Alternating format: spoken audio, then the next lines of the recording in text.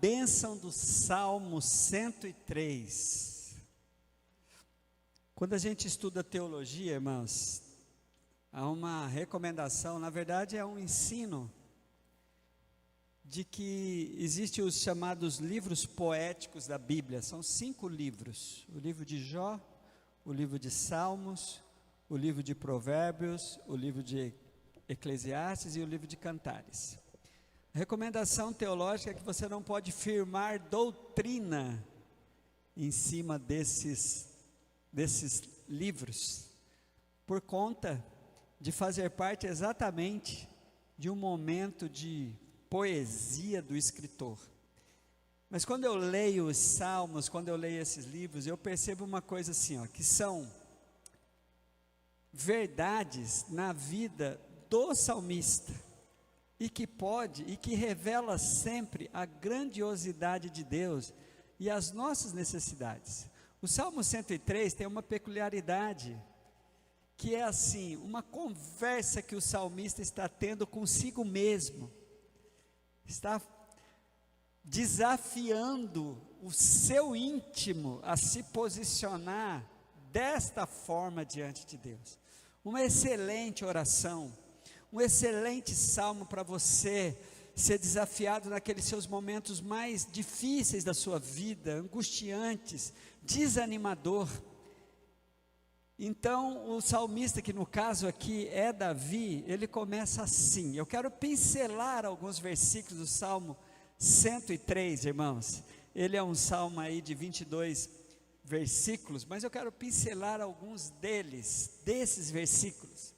Os primeiros aí, fica bem claro o que algumas vezes nós precisamos, algumas vezes não, eu penso que todos os dias, nós devíamos mesmo forçar a barra conosco mesmo, diante da grandiosidade do amor de Deus, e do que Deus tem feito, e alguns posicionamentos que a gente precisa ter, e o que está revelado na Bíblia, ainda que seja em livros poéticos, onde não se pode firmar doutrina, mas aparece o amor de Deus, aparece a fraqueza humana, aparece as nossas necessidades, bênçãos ricas, que são imutáveis diante de toda a revelação bíblica.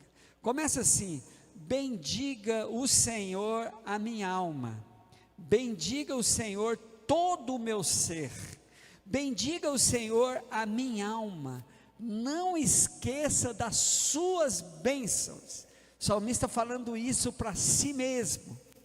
É Ele quem perdoa todos os seus pecados e cura todas as suas enfermidades, ou algumas Bíblias vai dizer doenças, que resgata a sua vida da sepultura e coroa de bondade e compaixão, que enche de bens a sua existência, de modo que a sua juventude se renova como águia. O Senhor faz justiça, defende a causa dos oprimidos. Ele manifestou os seus caminhos a Moisés e os seus feitos a israelitas. O Senhor é compassivo e misericordioso, muito paciente e cheio de amor. Acusa sem cessar, nem fica ressentido para sempre. Não nos trata conforme os nossos pecados, nem nos retribui conforme as nossas iniquidades, pois como os céus se elevam acima da terra, assim é grande o seu amor para com os que o temem. Amém, irmãos? Que lindo isso, né? Que conversa de intimidade o salmista está tendo aqui com o seu interior, meio que forçando que a barra a si mesmo, fala assim: olha, cuidado para você não cair num processo de desânimo, de desistência. Você precisa se posicionar. E tem algumas verdades aqui, irmãos, que muitas vezes mexe conosco, quando de maneira não motivada pelo Espírito Santo, a gente faz algumas análises de realidades nossas. Por exemplo, quando você olha para o versículo de número 3, é Ele que perdoa todos os seus pecados. É interessante, né? Como a pessoa tem à sua disposição o perdão de todos os seus pecados. Basta que ele venha se posicionar diante de Deus, reconhecendo quem ele é. Conta-se a história de que no interior dos Estados Unidos, no tempo do Velho Oeste, um jovem muito querido da cidade, mas acabou cometendo um crime. O pessoal foi pedir para o governador ir lá dar perdão para ele. O governador poderia fazer isso, mas o jovem também tinha um sentimento muito ruim com relação à religião, com relação às coisas de Deus. Ele era uma boa pessoa, mas não cria nisso. Interessante que o governador foi lá, chegou lá para levar um presente para ele, e esse presente ele não se apresentou como governador, mas ia levar para ele uma Bíblia, mas dentro da Bíblia estava a carta que oferecia para ele o perdão. Quando ele viu, confundiu o governador com o pastor, e achou, não queria ouvir, não queria entender, não queria atender, e não atendeu, e ele foi condenado à morte. Contaram para ele que aquele homem não era um pastor, era o governador que foi ali servir para ele, oferecer para ele o perdão. Bastava ele conversar com o governador, ver e receber. E ele pediu a palavra no último momento da sua execução. Ele falou assim: olha, eu não vou morrer, eu não vou ser executado aqui por causa do meu crime. Eu vou ser executado aqui porque eu não aceitei o perdão.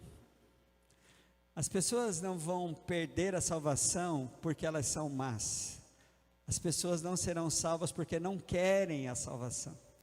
Quando a Bíblia diz que Ele perdoa todos os nossos pecados, o Senhor está disposto. Aí vem 1 João 9 que diz, se confessarmos os nossos pecados. Então, qual é a primeira bênção do Salmo 103? Não é nem essa revelação da palavra de Deus, é a insistência que a gente tem que saber, que no nosso interior a gente tem que mesmo se posicionar diante de Deus com essa convicção. Não tem pecado que você possa ter cometido que seja maior do que o amor de Deus, que está liberado para te perdoar. Outra verdade que esse texto fala, que é muito interessante, é quando fala assim: Ele cura todas as suas doenças. Isso aqui, irmãos, está relacionado exatamente à doença de com quem o salmista está conversando. O salmista está conversando com a sua alma. É muito perigoso nós encararmos a palavra de Deus, e alguns críticos da palavra de Deus, quando lê Isaías 53, por exemplo, ele levou sobre si todas as nossas enfermidades. Essas enfermidades estão relacionadas à doença da nossa alma. E não tem enfermidade da alma que Jesus não cura. Amém, queridos? A doença da alma é uma especialidade de Deus. Nós temos enfermidades. Nós sofremos de enfermidades porque somos seres humanos. O próprio Davi, que escreveu esse salmo, quando você vai ver a biografia de Davi na Bíblia, ele morreu sim de velhice, mas ele sofria de hipotermia no final da sua vida. Nada o aquecia. Davi teve os problemas da idade. Mas o que a Bíblia está dizendo aqui, irmãos, é que Ele cura todas as nossas enfermidades. Mas nós não podemos minimizar para essa coisa que é humano, que é uma coisa normal a todo ser humano, que são as enfermidades, e descaracterizar a Bíblia. Outra coisa que tem de lindo da bênção do Salmo 103 é dizer que Ele resgata a nossa vida da sepultura. O que está falando aqui, ó Deus? O que a Bíblia está nos fazendo lembrar aqui? Da grande obra de Jesus, que venceu a morte na cruz, para que nós, à medida do que aconteceu com Cristo, venha acontecer conosco. Seremos resgatados espiritualmente da sepultura, não o nosso corpo, que vai virar pó, mas receberemos a ressurreição em Cristo Jesus. João 11, 25 vai dizer: aquele que crê em mim, ainda que esteja morto, viverá. E nós receberemos então, venceremos, como Cristo venceu a morte, venceremos também a morte, porque receberemos a ressurreição, receberemos um novo corpo, receberemos um novo nome, receberemos uma nova realidade. Então essas são as bênçãos que a gente vai olhando aqui. perdão dos pecados, cura das enfermidades da alma, vencermos a morte, ainda que ela seja uma realidade biológica nossa, mas espiritualmente não. O Senhor vai dizendo, e vem a questão de que a gente também tem que tomar muito cuidado. Como o Senhor nos abençoa materialmente? O Salmo 103 vai falar de bênçãos materiais. Irmãos, eu nunca, de todo o tempo, estava até fazendo umas contas, falei assim, puxa vida, cara, como o tempo já passou, né? O mesmo tanto anos de casados que eu e Sandra temos, é o mesmo anos de ministério que temos também. Casamos em 1990 e eu fui ordenado em 1990, 16 de junho de 1990. Então já são aí, já fizeram 33 anos, irmãos. Todas as pessoas que eu conheço, que se converteram, isso não é uma especialidade só de se converteram, mas assim, ó, todas as pessoas que tiveram uma vida harmoniosa com Deus, sem Deus dever nada para ela, sermos uns seguidores de Cristo, nos faz pessoas prósperas naturalmente. É impressionante isso. Estava vendo aqui na igreja, quantas pessoas que nós chegamos há 23 anos atrás, ou melhor, 26 anos atrás, como prosperaram.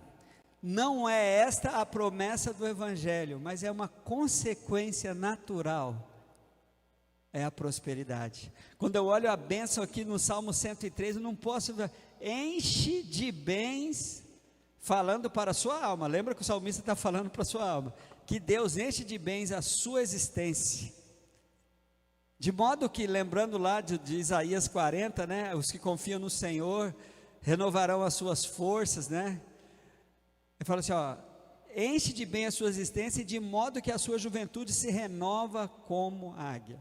Outra bênção do Salmo 103, mais uma vez eu quero lembrar, eu acho que foi domingo que eu falei sobre isso, sobre a justiça de Deus. A gente tem que desconectar a justiça de Deus, irmãos, de castigo. A justiça de Deus é o estabelecimento da vontade de Deus, e a justiça de Deus é uma realidade em nossas vidas, e Deus é justo conosco sempre, todos os dias. A vida você pode encarar a vida como sendo a vida num mundo no maligno. Muitas vezes você enfrenta muita injustiça, mas diante de Deus saiba que vem sempre a justiça derramada sobre a sua vida, lhe dando sempre, nunca lhe negando o que você precisa, nem sempre o que você quer. Eu sempre lembro disso, né? É uma frase de efeito do meu ensino. Deus nos dá sempre o que nós precisamos, nem sempre o que nós queremos. E é interessante como a Bíblia vai dizer aqui, ó, o Senhor faz justiça e defende a causa do oprimido.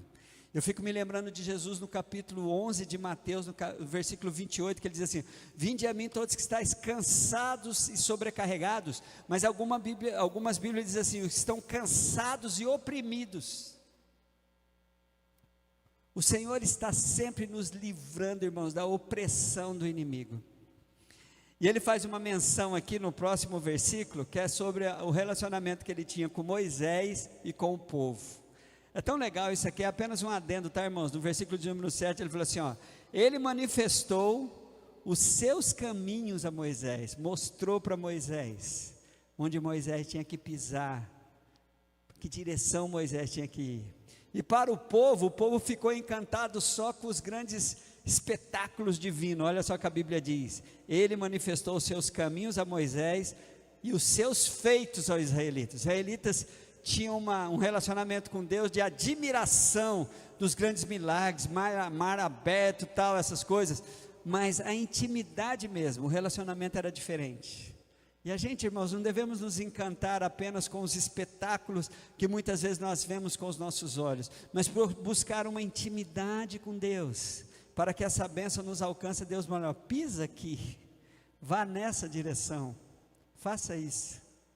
E quem busca isso, irmãos, nunca lhe será negado também, Porque a Bíblia vai dizer no Salmo 119, versículo 105, de que essa palavra, que onde nós vamos encontrar a orientação para darmos os passos como Moisés foi orientado, ela é lâmpada para os nossos pés e luz para os nossos caminhos. Então é muito maravilhoso isso. E por fim, olha o versículo, a bênção, eu gostei muito do Salmo 10, eu até escrevi na minha Bíblia assim, ufa, o versículo 10, melhor dizendo, não o Salmo 10, versículo de número 10. Não nos trata conforme os nossos pecados, nem nos retribui conforme as nossas iniquidades. Deus não faz isso, porque se Ele tratasse, a gente talvez nem estaríamos vivos.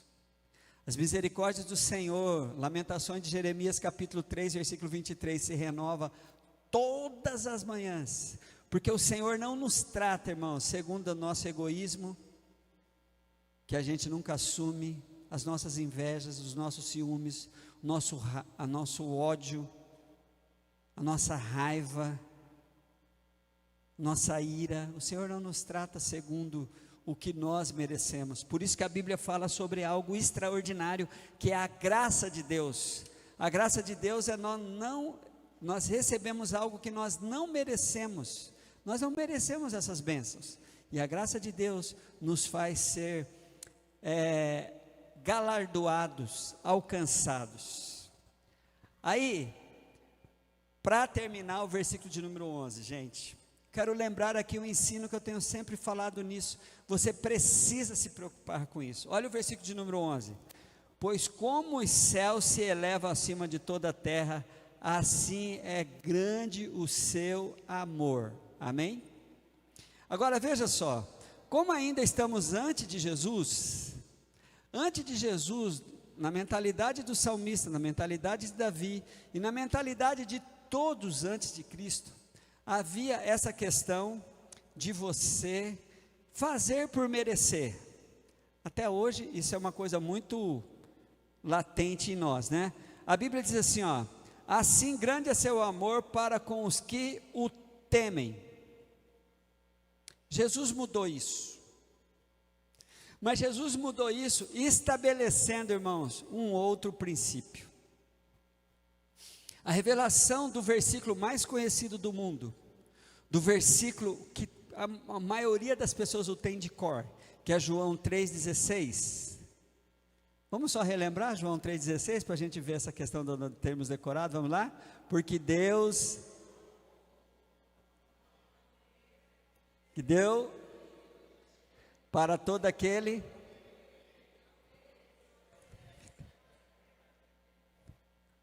amém? Mudou, Jesus mudou, liberou esse amor, não só para que os temem, mas todo ser humano hoje é alvo do amor de Deus. Agora vem o grande princípio deixado bem claro por Jesus: ser amado não muda ninguém. O amor de Deus não muda ninguém, porque senão o mundo já estava todo transformado, né?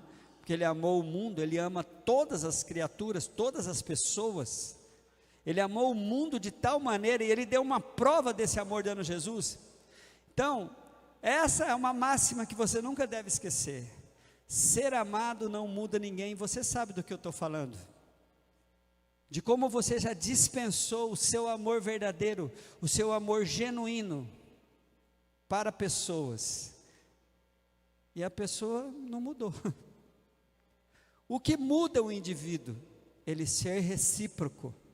O que muda o indivíduo não é ser amado por Deus, é ele amar a Deus também. Por isso é que o salmista vai dizer aqui, que nós estamos diante desse grande amor, que o amor de Deus, queridos, ele extrapola-se a ponto de que o Senhor faz até comparar, nos faz lembrar de um amor muito peculiar, e quem é pai, quem é mãe aqui sabe desse amor do versículo de número 13. Como um pai ou então uma mãe tem compaixão dos seus filhos, assim o Senhor tem compaixão do que os temem. Mais uma vez, Porque o salmista estava escrevendo antes de Jesus, ele ainda estava com aquele raciocínio, só vai receber, Deus só vai ter compaixão de quem não. Deus tem compaixão de todo mundo, mas a vida do indivíduo, a sua vida, a minha vida, é transformada quando eu sou receptáculo desse amor de Deus, mas eu também o amo. Eu amo o Senhor com todas as minhas limitações, mas eu busco então bater esse papo com a minha alma, para ela ficar pronta para receber as bênçãos do Senhor.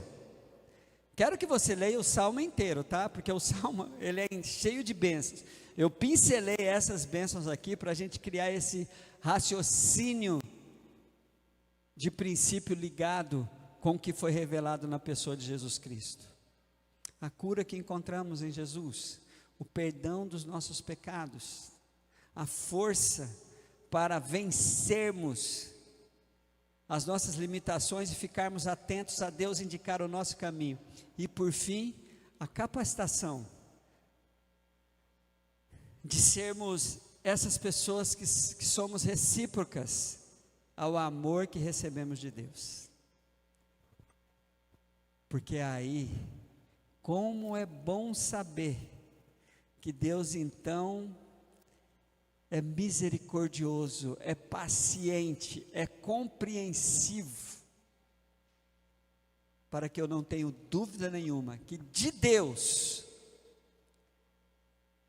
virão as suas bênçãos para mim, porque Ele decidiu, a despeito do meu merecimento ou não, me amar e me abençoar. Qual que é o meu papel? Crer. Crer, só creia, irmãos. Creia que Deus faz isso. Há um mistério nessa declaração de fé de João 5:24. Em verdade vos digo, quem ouve a minha palavra e crê naquele que me enviou, tem a vida eterna, não entrará em condenação, mas passou da morte para a vida. Que é uma coisa sobrenatural que acontece quando você faz essa declaração de fé. Você não vai fazer nada, você vai apenas crer. Aí daqui a pouco você é capacitado, você se sente motivado, você se sente direcionado para fazer exatamente as coisas que evidenciam o quanto você crê em Jesus. Tome posse dessas bênçãos do Salmo 103. Não abra mão das bênçãos liberadas para você aqui nesse salmo, para que você venha realmente vivenciar o que está escrito na palavra e dizer para a tua alma: não duvide, bendiga, ó minha alma, ao Senhor. Bendiga ao Senhor. Não esqueça de como o Senhor é abençoador. Amém?